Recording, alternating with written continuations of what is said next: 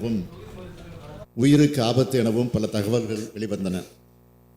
இருந்தும் அந்த விண்வெளி மையத்தில் அவர்கள் அயராது தங்களது பணிகளை மேற்கொண்டு வந்தனர்.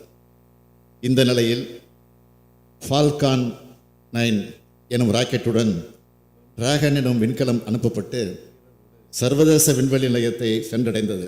பத்திரமாக இதன் மூலமாக புளோரிடா அருகில் கடலில் தரையிறங்கினர்.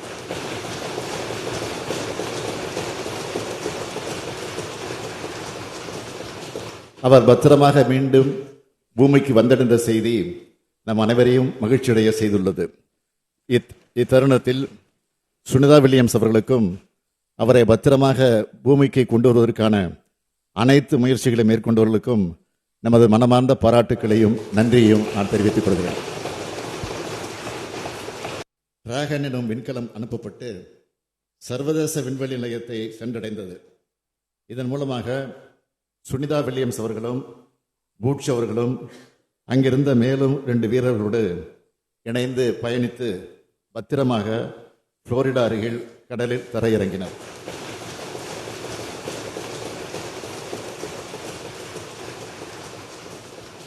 அவர் பத்திரமாக மீண்டும் பூமிக்கு வந்தடைந்த செய்தி நம் அனைவரையும் மகிழ்ச்சியடைய செய்துள்ளது.